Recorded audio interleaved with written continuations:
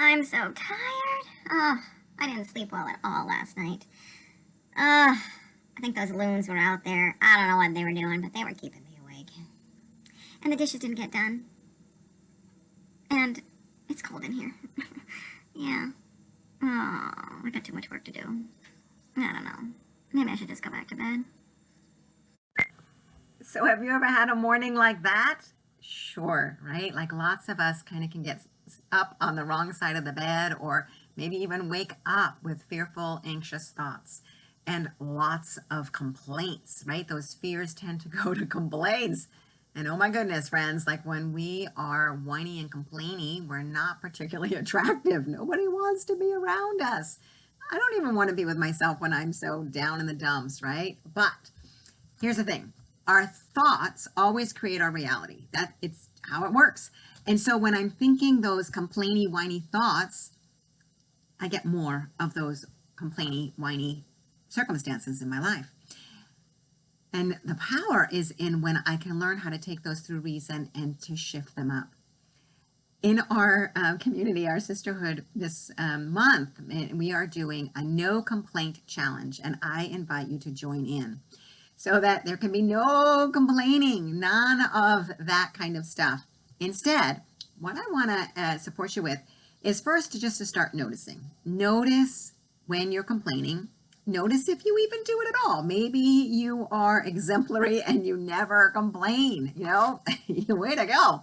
But for those of us who tend to fall into complaining, just start noticing when you do it. Start noticing what triggers you. Is it maybe when you haven't had enough sleep or when you're up too late or when you haven't eaten and so you're a little on the hangry side? But what is it that causes you to feel, to fall into complaining? And oftentimes I notice that it's when fear pops up, a little gremlin on my shoulder that starts telling me, something's not gonna go well, or something's not going well, or like all that fear stuff. Fear's never from God. Okay, just remember that. Fear is never from God. And so it's like this little whisper that's trying to take me down. And it's like, yeah, no, no, no, no, no, no, no. So if I can get underneath the fear and find out, what the complaint, what the desire is, because actually under every complaint, there is a hidden desire. So if I can identify that desire, then I can start shifting back into my power. So for instance, if I'm complaining about being exhausted, okay, well, maybe the desire is to get a better night's sleep, which then I can start to take accountability and think, well, maybe I need to go to bed earlier and I should not be drinking coffee, especially after 12 noon. If I drink coffee after 12 noon, I'm still vibrating later on. And frankly, I want to get rid of it altogether. So, yeah, right. So start noticing what my desires are and how I can then take responsibility for those and change it up.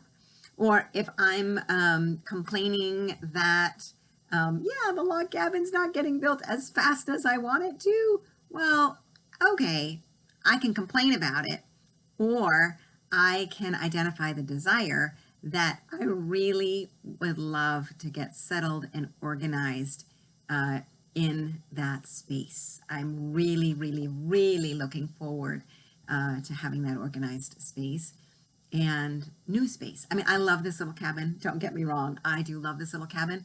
And yet it's been tough through the winters because it's a little cold. So I'm definitely before winter looking forward to being very grateful, that desire to have insulated walls and all that. So yeah, so I just invite you to take a look if there is a desire hidden under the complaint.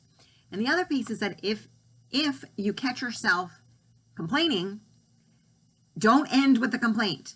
Add the word and, so that you can then pivot your brain into the next thought, which hopefully is the desire. So it might be like, I'm so tired of all this rain, and I am really looking forward to those flowers blossoming. I actually just went for a walk and I was so excited to see all the green that's popping up. I love, love, love springtime, right? So, or if it's a complaint about your husband or about, the dishes in the sink, it can be like, yeah, like I am just so,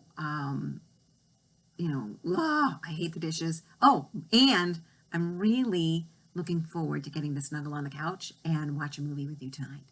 Um, right? And so shifting the tone as well, being aware of your tone, all of that can help to change you from being a grumbler, right? C.S. Lewis talks about if you do a lot of grumbling, you become a grumbler, and nobody's attracted to that.